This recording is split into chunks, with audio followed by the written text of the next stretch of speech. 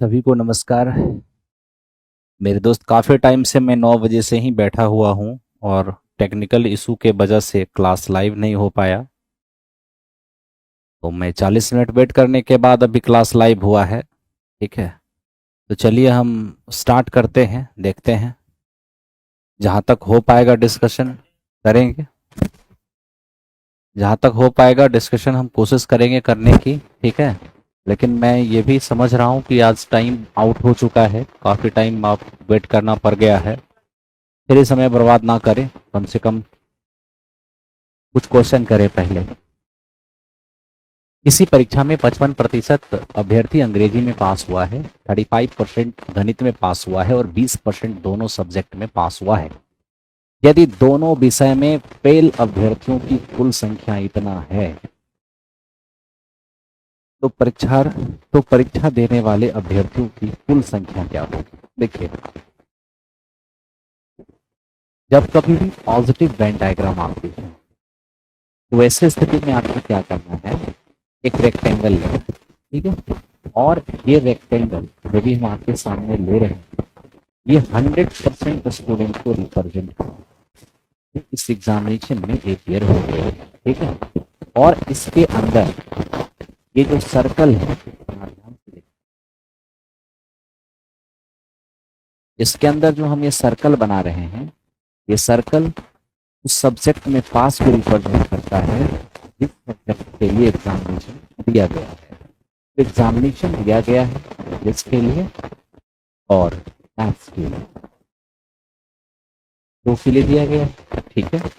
Question में स्पष्ट लिखा है कि 55% ये इंग्लिश में पास हुआ है,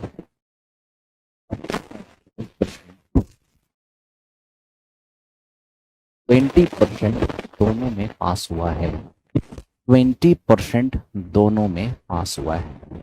अब आप सोचिए, ये टोटल 55 में से 20% अगर दोनों में पास किया है तो 35% केवल इंग्लिश में पास किया है।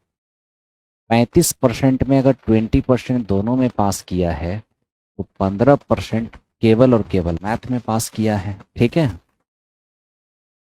अब यहां देखिए,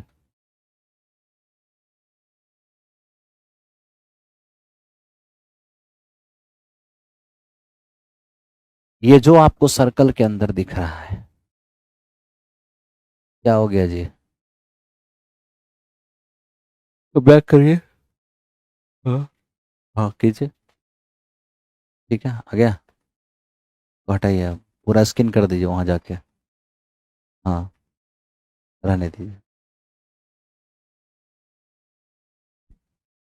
चलिए, अब ये देखिए, ये पूरे एग्जाम सर्कल के अंदर जो है वो पास है, ठीक है। तो अब सर्कल के अंदर टोटल है कितना, 35 और 15, 50 50 20 70, टोटल 70।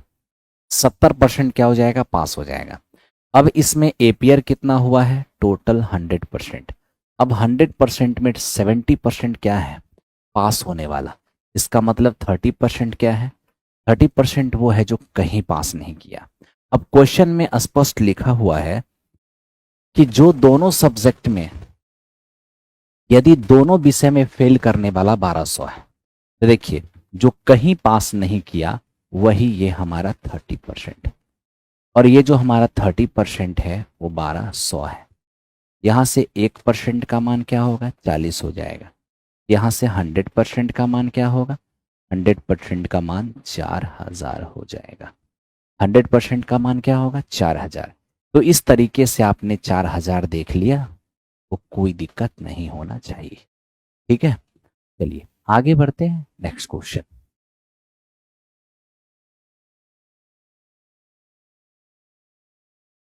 ये देखो, ये क्या है, 300 पृष्ठों वाली पुस्तक के पृष्ठ को क्रमांकित करने के लिए कितने अंकों की आवश्यकता होगी।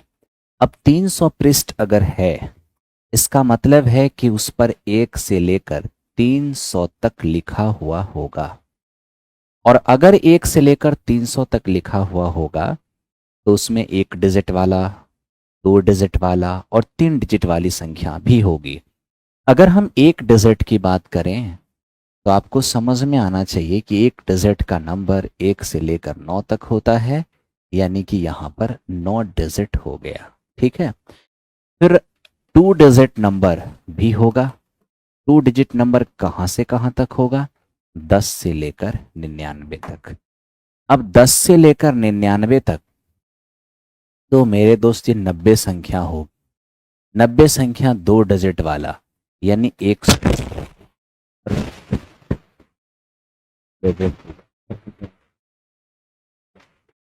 अब ये देखो, 3 डिजिट। अब ये देखो थ्री डिजिट नंबर, तो थ्री डिजिट नंबर क्या है? थ्री डिजिट नंबर की शुरुआत 100 से स्टार्ट होगा और 300 तक जाएगा। अब 100 से स्टार्ट होकर 300 तक जाएगा।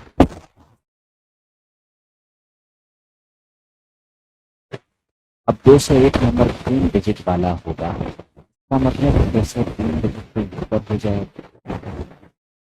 तो टोटल कितने डिजिट का यूज हो गया आप ये देख लो। 180 और 9 189 और 3 हो जाएगा 105।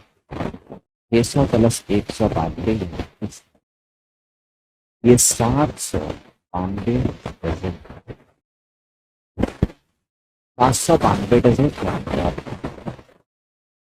अब आपने से जिनका ऑप्शन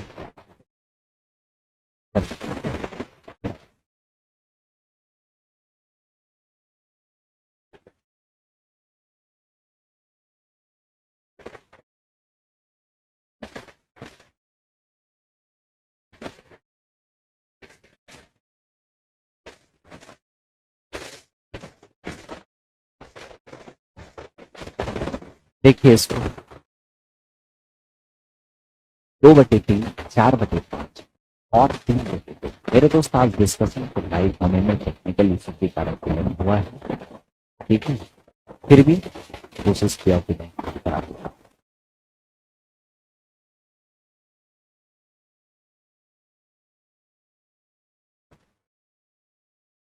ध्यान दीजिए, 2/3, 4/5 और 2/3 है, 4/5 है, और ये हमारा 3/3 है। हमें कहा का सबसे बड़ा सामान्य, इसका सबसे बड़ा सामान्य गुणज, सामान्य गुणज की गणना करना क्या बोला के रूप में की जाती है। तो HCF और एलसीएम के रूप में की जाती है। तो मेरे दोस्त इस सामान्य गुणज की गणना करना कैसे?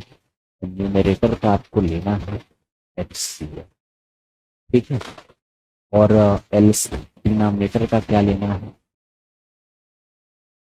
तो देखिए 2, 4 और 3 में तो एक कॉमन, 3, 5 और 2 का एलसीएम क्या हो जाएगा?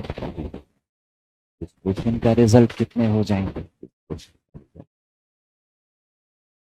ठीक है, इस क्वेश्चन का रिजल्ट 30।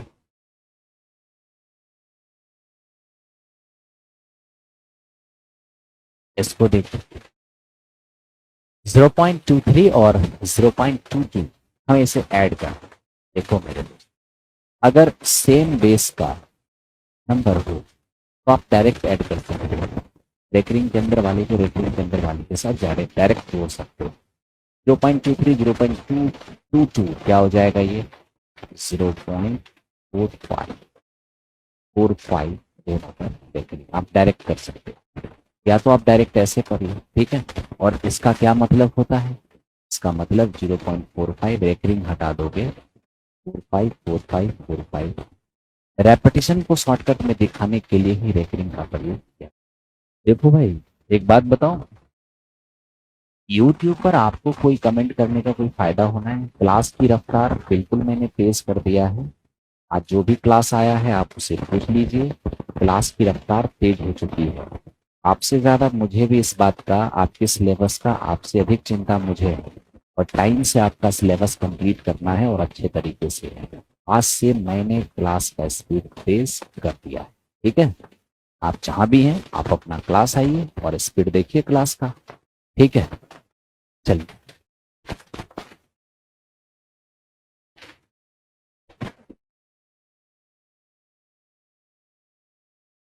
किसी भी चीज़ को नहीं भूले हैं आप, क्लास कीजिए अच्छे से।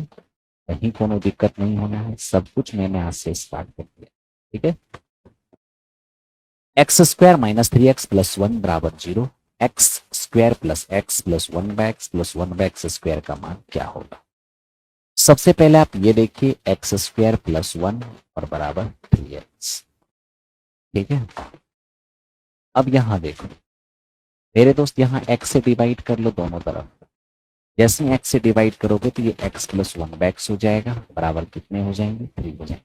ठीक है, अब मुझे क्या चाहिए, मुझे इसका मान चाहिए, x square plus 1/x square plus x plus 1/x। ठीक है, इसको अलग से सॉल्व करो, इसको अलग से सॉल्व करो। ठीक है, x square plus 1/x square, x plus 1/x का मान 3 है, ये हो जाएगा 3 का स्क्वायर माइनस 2। ठीक है, एक्स प्लस 1/x का मान 3 है तो 3 रहने दो, 7 प्लस 3 कितने हो जाएंगे, 10। इस क्वेश्चन का आंसर हमारा 10 हो जाएगा। एक्स स्क्वायर प्लस के एक्स प्लस के बराबर 0 का कोई हल नहीं हो तो के का मान निम्न में क्या होगा। मेरे दोस्त देखो, जितने भी लोग हो, आप में से जो भी क्लास कर रहे हो, मैंने सारा क्लास स्टार्ट कर दिया है। ठीक है, कोई क्लास ऐसा नहीं है जो आपका रेगुलर नहीं होगा। आप जो भी क्लास आ रहे हो कर रहे हो, आप देख लेना कल से एक भी क्लास अपने जो टाइम है 5 मिनट भी लेट नहीं होगा। क्योंकि एग्जाम ने जैसे ही बोर्ड एक्टिव हो गई है तो हम लोग भी एक्टिव हो गए हैं। सारा क्लास अपने शेड्यूल वैसे चलने लगेगा। लास्ट वीक में एक दो दिन क्लास डिस्टर्ब हुई थी, वो चीज़ हम मान रहे हैं, लेकिन आगे से ऐसा नहीं होना है। और क्लास की स्पीड भी बढ़ा दी गई है, जिससे कि अगस्त तक मैक्सिमम चीज़ों को कंप्लीट करा दिया जाएगा। ठीक है, एक्स स्क्वायर प्लस के एक्स प्लस के बराबर 0 का कोई हल संभव नहीं है। के का मान निम्नलिखित में से किसका अनुसरण करता है। सबसे पहले ये देखिए, कोई हल संभव नहीं का मतलब क्या है। क्वाड्रेटिक इक्वेशन में कोई हल नहीं है, इसका मतलब है कोई रियल सॉल्यूशन नहीं है। रियल सॉल्यूशन नहीं होने का मतलब ये हो गया कि डी लेस देन 0। कोई रियल सॉल्यूशन तब नहीं होता है जब डी लेस देन 0 होता है। ठीक है, और डी का मतलब क्या है, B square minus 4ac less than 0। ठीक है, अब देखो यहां बी स्क्वायर, तो बी के जगह पर क्या है, के। 4ac, ए कितना है 1 और सी कितना है के, ये 1 है, ये हमारा सी है, लेस देन 0। ठीक है, आप देख लो ये कॉमन आएगा तो के माइनस 4, ये लेस देन हमारा 0 होगा। ठीक है, अब यहां पर हम ये चेक कर रहे हैं क्या क्या हो सकता है। लेस देन 0 का मतलब हो गया नेगेटिव।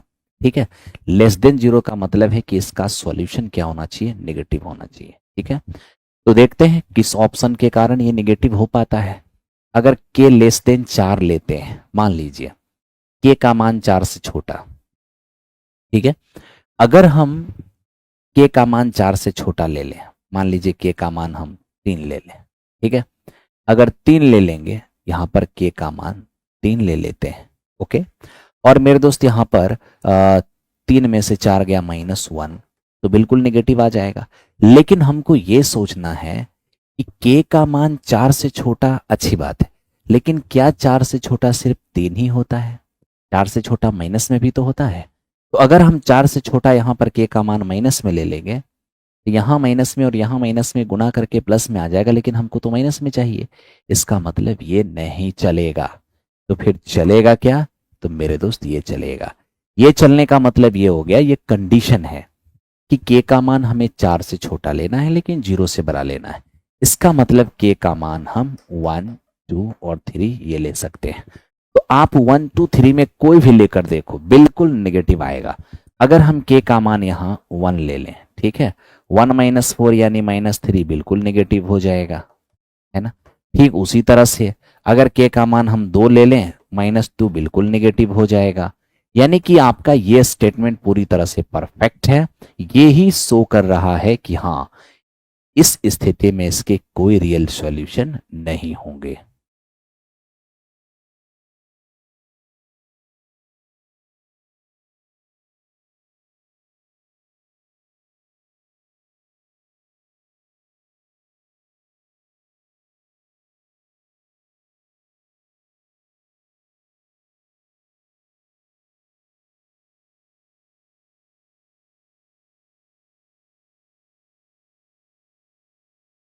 ध्यान दो, 2 × p + q square into x square +2p + q into x +1 के मूलों की प्रकृति ज्ञात करें, कैसा मूल होगा। ठीक है,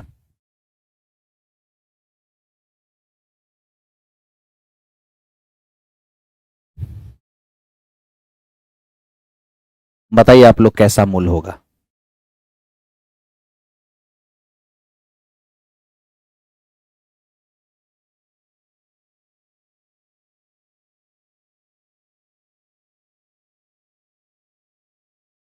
मूलों की प्रकृति निकालना है तो डिस्क्रिमिनेंट निकालिए, b² - 4ac। देखिए b क्या है, यही है ना। ठीक है, 2 × p + q, इसका क्या करना है, स्क्वायर करना है, ये हो गया b²। ठीक है, -4ac, 4a कितना है, 2 × p + q का होल स्क्वायर, और इंटू c कितना है, 1 है। अब देखिए हो जाएगा 4p + q का होल स्क्वायर, ये हो जाएगा 8p + q का होल स्क्वायर। 4 में 8 गया, क्या हो जाएगा, माइनस में 4p + q का होल स्क्वायर। इसका मतलब हो गया कि d का मान नेगेटिव है, नेगेटिव यानी 0 से छोटा। अब d का मान अगर 0 से छोटा है तो रियल सॉल्यूशन का तो कोई मतलब ही नहीं बनता है, क्या हो जाएगा, काल्पनिक सॉल्यूशन हो जाएगा, इमेजिनरी सॉल्यूशन हो जाएगा। ठीक है भाई, चलो नेक्स्ट। अब इसको देख लो, ये क्या है, एक राइट एंगल ट्रायंगल एबीसी में बी 90 डिग्री है, टेन ए का मान √3 है, साइन ए कॉस बी और कॉस ए साइन बी बराबर क्या होगा। आप यहां देखो,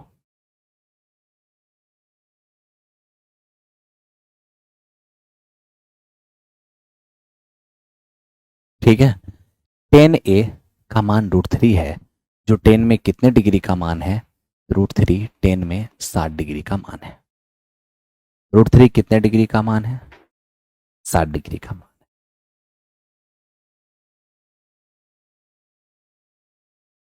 ठीक है, देखो बी पर 90 डिग्री है, ये मेरा ए है और ये मेरा सी है। सबसे पहली बात, ये ए रहा, सी रहा और ये मेरा ए है। अब देख लो, ए अगर 60 डिग्री है, ये मेरा 90 है, तो ये क्या हो जाएगा, 30 हो जाएगा। बस आप मान बैठा दो, या तो आप मान बैठाओ या तो फॉर्मूला लिख दो, है ना। Sign A cos B cos A sine B, ये तो ऐसे ही हो जाएगा, साइन ए प्लस बी। साइन ए प्लस बी, तो ए की जगह ए है और बी की जगह सी है, तो ए हमारा क्या हो जाएगा, तो ए हमारा 60 है, सी हमारा 30 है ना। ये हो जाएगा साइन 90 और साइन 90 का मान क्या होगा, 1 हो जाएगा। साइन 90 डिग्री का मान 1 हो जाएगा। ठीक है, इस पे आ जाओ, देखते हैं ये क्या है।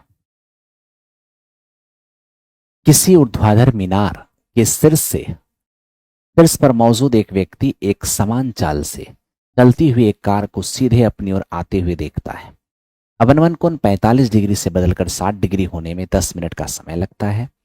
कितने समय में वो मीनार तक पहुंच जाएगा, कितने समय में मीनार तक पहुंच जाएगा, बताओ जरा सा, कितने समय में मीनार तक पहुंच जाएगा।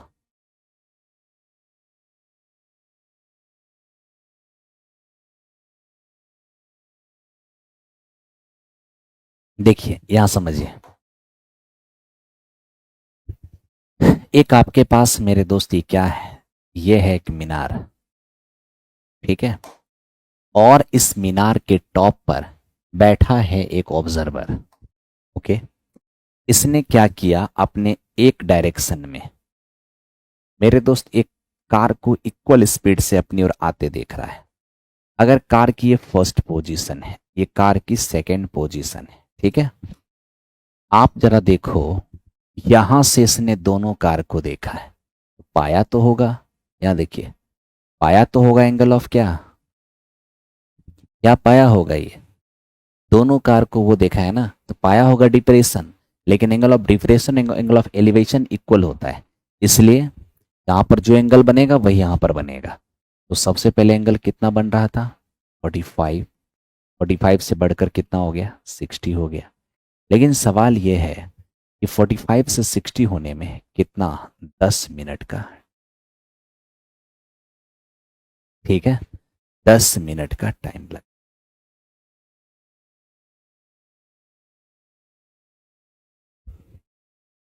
अब देखो यहां पर, ये हमारा 45 है, ये हमारा 60 है। ठीक है, अब यहां देखना, हमें कह रहे हैं मीनार तक पहुंचने में कितना टाइम लगेगा। कोई बात नहीं, 60 है 45 है, पहले 60 का ऑपरेशन करो। 60 के लिए परपेंडिकुलर √3, 45 हम बेस हमारा 1 होगा। 45 का मतलब क्या है, जितना बड़ा परपेंडिकुलर उतना ही बड़ा बेस।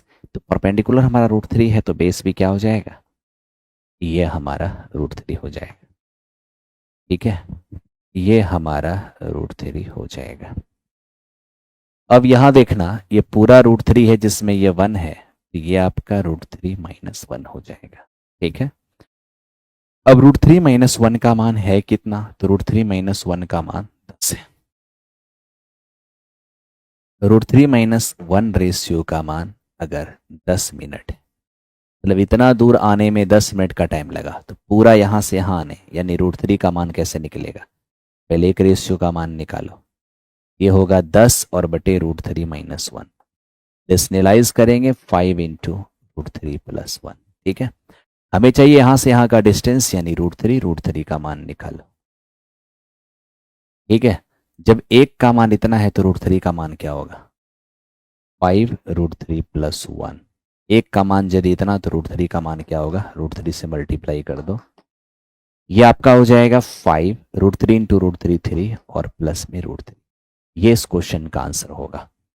ठीक है, अगर सही मायने में देखा जाए तो ऑप्शन नंबर ए इस क्वेश्चन का आंसर होता दिख रहा है ना, ए इस क्वेश्चन का आंसर होता दिख रहा है। ओके मेरे दोस्त, चलो आगे बढ़ते हैं, आगे देखते हैं। ठीक है, यदि एक रेगुलर पॉलीगन का प्रत्येक इंटीरियर एंगल 135 है तो उस बहुभुज के भुजाओं की संख्या क्या होगी। देखिए, एक इंटीरियर और एक एक्सटीरियर मिलकर 180 डिग्री। ओके, अब इंटीरियर हमारे पास 135 है, एक्सटीरियर क्या हो जाएगा, 180 में 135 हटा दीजिए 45 हो जाएगा। ये हमारा हो गया एक्सटीरियर एंगल। ठीक है, क्या कह रहे हैं हमें, भुजाओं की संख्या क्या होगी, नंबर ऑफ साइड। 360 में एक एक्सटीरियर से डिवाइड करते हैं, तुरंत हो जाएगा नंबर ऑफ साइड। तो नंबर ऑफ साइड कितने हो जाएंगे यहां पर, नंबर ऑफ साइड हमारा 8 हो जाएगा। ठीक है, नंबर ऑफ साइड हमारा 8 हो जाएगा।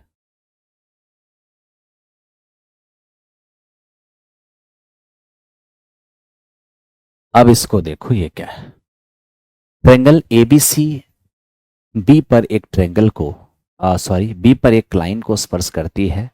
बीपी और बीक्यू आपस में समान है, बीपी और बीक्यू आपस में एक समान है। ठीक है, क्यूबीसी हमारा 72 है, क्यूबीसी ये अपने पास 72 है। क्या चाहिए हमें, पी बी क्यू का मान क्या होगा, P B Q, P B Q इस एंगल का मान मांग रहा है। सबसे पहले यहां पर एक थ्योरी काम कर रहा है, जरा उसको समझिए। ये हमारे पास एक सर्कल है। ठीक है, सर्कल के एक पॉइंट से जाता हुआ ये टेंजेंट लाइन है, सर्कल के एक पॉइंट से जाता हुआ ये टेंजेंट लाइन है, इस पॉइंट पर ये इसको स्पर्श करती है। ये कोड है, ध्यान रखना। एक किसी वृत्त में एक जीवा और एक स्पर्श रेखा, यानी एक कोड और एक टेंजेंट के बीच जितने डिग्री का एंगल बनेगा, इसी जीवा के द्वारा सर्कल के दूसरे पार्ट में परिधि पर समान कोण बनेगा। यहां x डिग्री है तो ये भी मेरा x डिग्री हो जाएगा। ठीक है, ये 72 है तो ये भी मेरा 72 हो जाएगा। ठीक है, अब अगर ये 72 है तो ये भी 72 हो जाएगा। ठीक है, क्यों, क्योंकि अगर दो साइड इक्वल है तो इसके सामने के एंगल भी इक्वल होंगे। 72 72 144 यानी कि ये हमारा 36 डिग्री होगा। ट्रायंगल के तीनों एंगल का सम 180 हो जाएगा, तो 36 इस क्वेश्चन का आंसर हो जाएगा।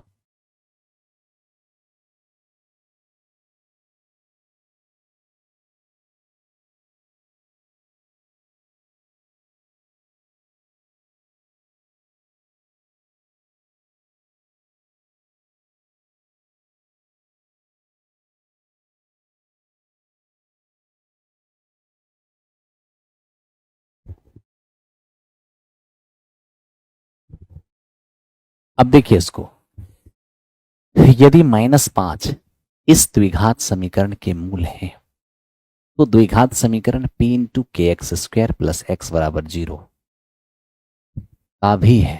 अरे ये क्या है, तो p और k का मान ज्ञात करें। ठीक है, कोई बात नहीं। अगर -5 इसके मूल हैं तो -5 इसे सेटिस्फाई करेगा। -5 का स्क्वायर प्लस p इंटू -5 और ये हो जाएगा -15 बराबर 0। ठीक है, -5p और बराबर, ये 25 दूनी 50, 50 में अगर 15 जाएगा तो यहां से p का मान क्या होगा, 7 हो जाएगा। यहां से p का मान 7 हो जाएगा। ठीक है, अब आप देखिए, हमें कहा कि वही -5 इसके भी मूल हैं, तो k का मान बताइए। तो p है ना, p के एक्स स्क्वायर प्लस एक्स, ठीक है, बराबर 0। अब आप क्या करिए, -7p के जगह रखिए। तो p के जगह हम p के जगह हम 7 रख रहे हैं क्योंकि इसका मूल भी -5 ही है।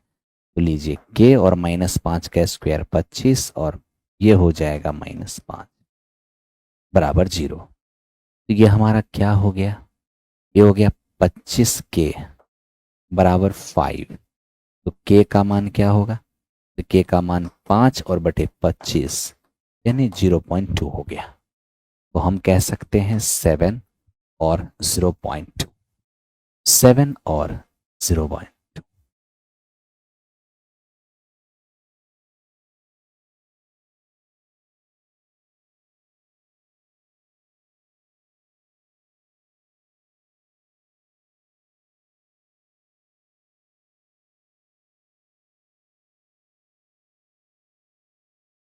देखो मैंने इस बैच के अंदर भी आज शुरू में भी मैंने ये बात कहा था, और बार बार एक ही कमेंट करना ठीक नहीं है कि कोई भी ये चीज़ आप एक ही कमेंट कर रहे हो। शुरू में ही मैंने कहा कि लास्ट वीक में 1-2 क्लास डिस्टर्ब रही है, लेकिन मैंने सारे क्लास को स्पीड कर दिया है और टाइम पर साला क्लास होने लगा है। एक आध बैच जो लास्ट वीक में डिस्टर्ब हुआ था, सब नेक्स्ट डे से आपके अपने टाइम पर, कोई टाइम चेंजिंग नहीं, अपने टाइम पर और वेरी सीरियस तरीके से होने लग जाएगा। अब एक ही बार बार बार बोलूं तो अच्छा नहीं लगता है ना। तो आप अगर नहीं सुन पा रहे हैं तो कान को ठीक करवा लीजिए, है ना। लेकिन अब टीचर एक बार कह दिया तो मतलब कह दिया, अब पढ़ाने दीजिए। बार बार एक ही मैसेज मत कीजिए, ठीक है। और एक बात याद रखिए कि आपको अपने करियर की जितना चिंता है ना, उससे ज़्यादा चिंता आपके करियर का और अपने रेपुटेशन का मुझे भी है, ठीक है। तो आपका करियर के साथ साथ मेरा रेपुटेशन भी जुड़ा हुआ है। तो आपका करियर, मेरा रेपुटेशन, ये दोनों मेरे लिए सर्वोपरि है और इसके लिए मुझे कुछ भी करना पड़ेगा तो मैं करूँगा। लेकिन अगर किसी कारणवश 1-2 दिन क्लास क्लोज हो जाए या नहीं हो पाए तो इसका ये मतलब नहीं है कि बार बार एक ही चीज़ को कमेंट करना ये ठीक बात नहीं है। पढ़ाने दीजिए, बाकी अगर आपकी इच्छा है आप करते रहो। देखो ध्यान दो, 16 sec square theta -40 sec theta plus 25 बराबर 0। थीटा एक न्यून कोण है तो टेन थीटा का मान क्या होगा। अब आप मेरे दोस्त इसको देखो, आखिर ये है क्या। इसको अगर ध्यान से देखें, ये 4 सेक थीटा का होल स्क्वायर माइनस, ये आप देखिए 5 का स्क्वायर है, बीच में 2a भी होता है ना, 2a और b के रूप में 5 बराबर क्या हो जाएगा, 0। आप मिला के देख लो, बिल्कुल इसको वेरीफाई कर रहा है। तो a square minus 2ab plus b square, ये हो जाएगा a और माइनस b का होल स्क्वायर बराबर 0। ठीक है, ये हमारा 4 सेक थीटा बराबर हो जाएगा 5 सेक थीटा हो जाएगा 5/4।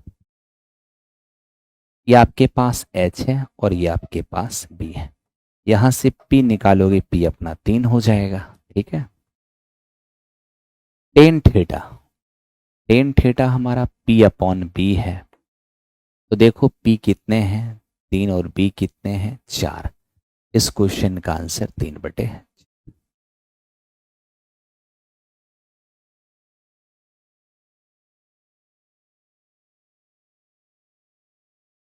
Okay, next. इसको देखो, ये क्या है? एक ट्रेंगल के 3 वर्टेक्स दिया हुआ है और हमसे कहा गया कि ये कौन सा ट्रेंगल है। तो सबसे पहले आप ये देखिए, ट्रेंगल में 3 वर्टेक्स कौन कौन दिया हुआ है।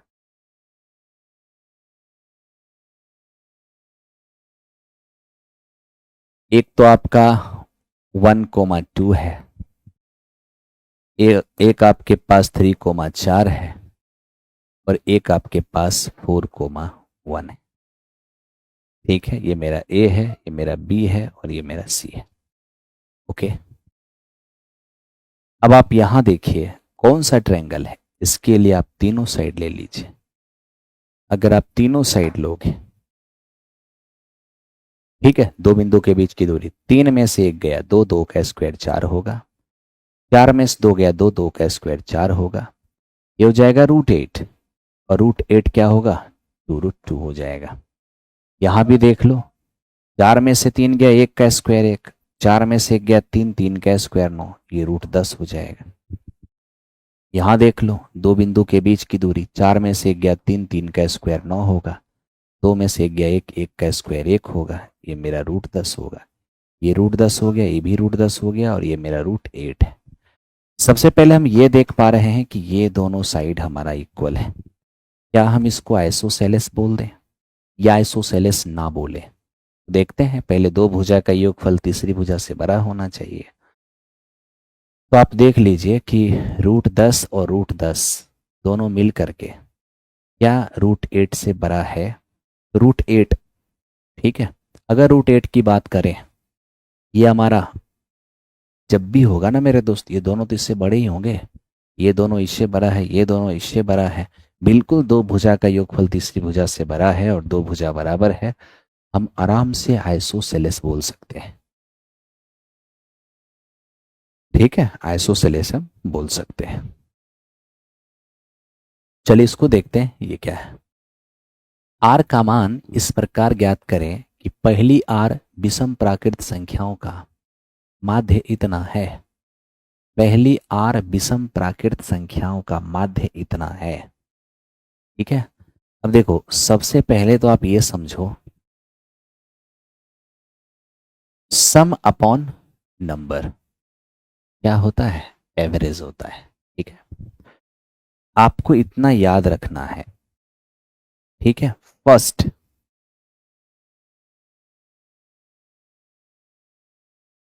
Are, first N odd natural number, odd natural number का योगफल R²। ठीक है, तो first N odd natural number यानी प्रथम एन प्राकृत विषम संख्या का योगफल क्या होगा? n²। ठीक है, तो योगफल हमारा n²। यहां पर क्या है? ये तो n लिखे थे तो n² हो गया, और यहां पर r लिखेंगे तो क्या होगा? R² होगा। यहां r है क्या? प्रथम r विषम प्राकृत संख्या का योगफल होगा R²। Number of term, number of term क्या है? r विषम संख्या का मतलब नंबर ऑफ टर्म r है, और इसी का माध्य कितना दिया हुआ है? R²/16। R²/16, तो r का मान फाइनली क्या हो जाएगा? 16 ही तो हो जाएगा। r का मान 16 हो जाएगा, ऑप्शन नंबर ए हो जाएगा। ठीक है, मैं पहले ही कह देता हूं कि आज का डिस्कशन बहुत लेट स्टार्ट हुआ है। डिस्कशन टेक्निकल इशू कारण 9:40 में स्टार्ट हुआ है, और मुझे दूर जाना होता है तो मैं 20 क्वेश्चन ही ले पाऊंगा। फिर नेक्स्ट डे आपका डिस्कशन अपने टाइम पर होगा तो 40 का 40 क्वेश्चन होगा। हाँ, रही बात ये जो छूटा हुआ सेट है उसको क्या करेंगे, देखते हैं। उसको किसी फ्री टाइम में रिकॉर्ड करके और उसको आपको अपलोड किया जाएगा। ठीक है, लेकिन छोड़ा कुछ भी नहीं जाएगा। आप लोग एकदम वेरी सीरियसली काम, क्योंकि जब वुड हलचल में आ गई है तो हम लोग भी हलचल में आ जाएंगे। ठीक है, आ जाएंगे नहीं, आज गए। x प्लस वाई बराबर 75, साइन एक्स और बटे साइन वाई का मान अगर इतना है तो बताइए x अनुपात y क्या होगा। आप सोच के देखिए कि ये मेरा साइन एक्स है और ये मेरा साइन वाई है, क्या हो गया है, ये 1/√2 है और ये हमारा 1/2 है। बहुत कुछ करेंगे तो ये साइन एक्स और बटे ये हमारा साइन वाई है, क्या होगा। तनिक सोच के बताइए आप लोग क्या आंसर आया है। आप लोग थोड़ा इस पर विचार करिए, फिर हम बताते हैं क्या आंसर आप लोग का आया है। तनिक विचार कीजिए और बताइए आंसर क्या आ सकता है।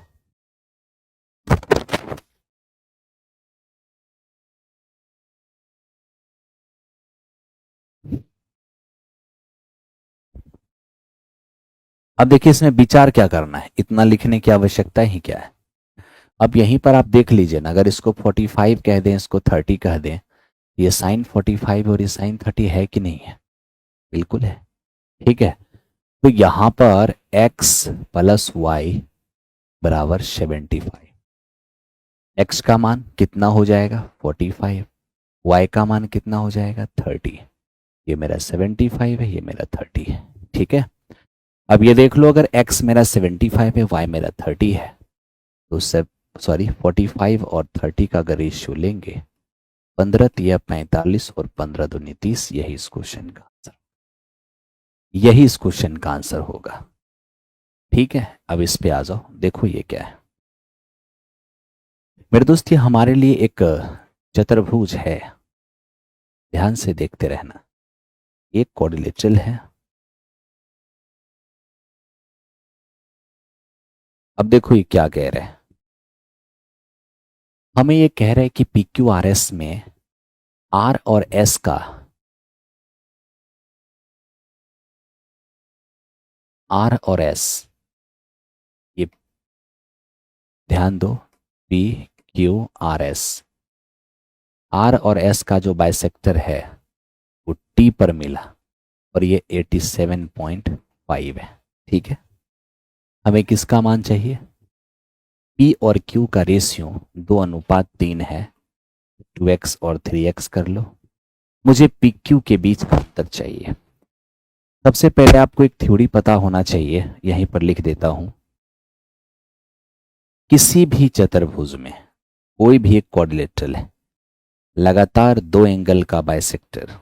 ठीक है, यहां आपका अल्फा है और यहां आपका बीटा है। अगर यहां से हम x का मान निकालते हैं, अल्फा प्लस बीटा बाई 2 है, यानी इस x का मान अल्फा प्लस बीटा बाई 2। ठीक है, और अब देखिए Q और P का अंतर मांगा है, तो मेरे दोस्त ये दोनों एंगल का जो बाइसेक्टर है ना, इन दोनों को जोड़ के आधा होगा, यानी 87.5 जो है वो 2x प्लस 3x का हाफ होना है। तो उसे मल्टीप्लाई कर देंगे, 7 दूनी 14, 1 15, और यार ये हो जाएगा 7 2 14, 1 15 हो जाएगा। ठीक है, और ये 16 1 17 हो जाएगा। यहाँ पर मेरा 5x होंगे, x का मान क्या होगा 35 होगा। तो इस तरह से x का मान 35 हो गया, मुझे इन दोनों का अंतर ही चाहिए था। तो q और p का अगर हम अंतर लेने जाएंगे तो अंतर तो x का ही होगा, और x का मान कितना आ गया है 35 आ गया, 35 आ गया है। ठीक है,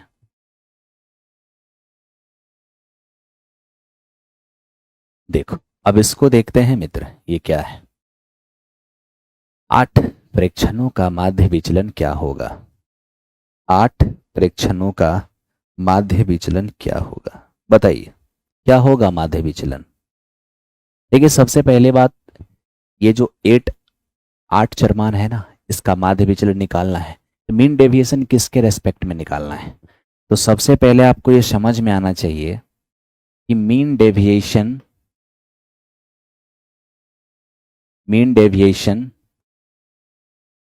मीन, मीडियन एंड मॉड, तीनों के रेस्पेक्ट में तीनों के रेस्पेक्ट में निकाला जा सकता है। ठीक है, लेकिन जब कुछ मालूम नहीं रहे कि किसके रेस्पेक्ट में निकालना है, तो इस स्थिति में मीडियन के रेस्पेक्ट में निकालना, मीडियन के रेस्पेक्ट में निकालना बेस्ट माना जाता है, क्योंकि इसमें सबसे मिनिमम आता है। ठीक है, ये बात आप ध्यान रखना। तरीका क्या होगा, मीडियन के रेस्पेक्ट में निकालना है तो सबसे पहले मीडियन निकालना होगा। देखो असेंडिंग ऑर्डर में सजा है क्या, नहीं ना, तो ठीक है। 4, 6, 7, 8, 10, 12, 12 और 13, 4, 4, 8, 4, 4, 8 टर्म हो गया। ठीक है, क्या करना है, 3, 3 और अब आप मीडियन निकालो। मीडियन क्या हो जाएगा, बीच वाले को दोनों को जोड़ के आधा, यानी कितना, 9। क्या हमारा ये निकला मीडियन। अब आपको निकालना है डेविएशन, नहीं मॉड ऑफ डेविएशन। और मॉड ऑफ डेविएशन क्या होगा, चरमान में से आपको मीडियन हटाना होगा और मॉड के कारण पॉजिटिव में आपको लिखना होगा। ठीक है, आप ये देखिए, देखिए मॉड इसलिए लगाना कि उसकी इसके बाहर पॉजिटिव लिखना है। ठीक है, ये हमारा चरमान है।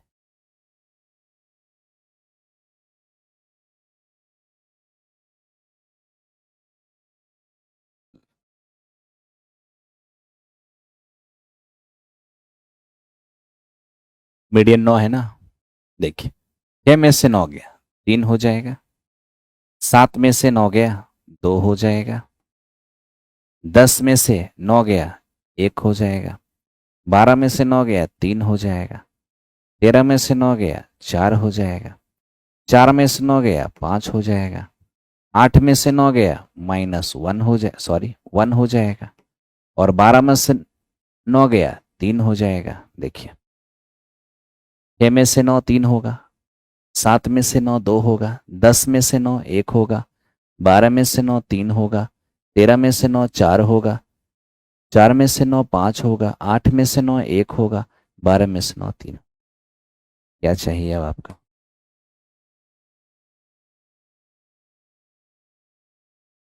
ओके। अब आपको मीन डेविएशन निकालना है। मीन डेविएशन बराबर क्या होगा, सम ऑफ डेविएशन और अपॉन नंबर ऑफ डेविएशन। इस सारे डेविएशन को जोड़ दीजिए, 3 3 3 6 3 9 9 9 18, 18 और 4 क्या हो जाएगा 22।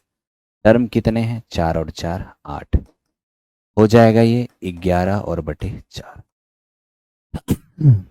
4 2 8 4 7 5, ऑप्शन नंबर ए हो जाएगा। ठीक है, चलो आ जाओ इस पर देखो। एक सिक्के को बार बार उछाला जाता है, अगर पहले 8 बार उछाले जाने पर हेड आता है, 9वीं बार उछाले आने पर टेल आने की प्रोबेबिलिटी क्या होगा।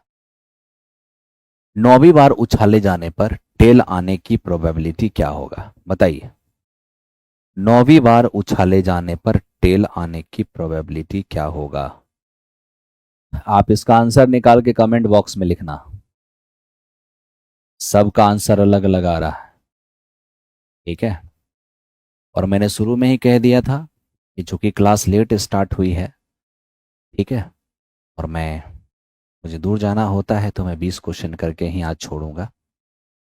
फिर कल से 9 बजे स्टार्ट होगी, 40 का 40 क्वेश्चन होगा, और जो सेट आपका छूट गया उसको अलग टाइम में रिकॉर्ड करके आपको अपलोड करेंगे।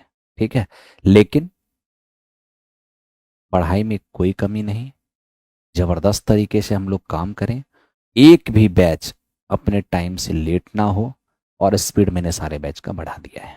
ठीक है, चलिए, thank you very much, thank you.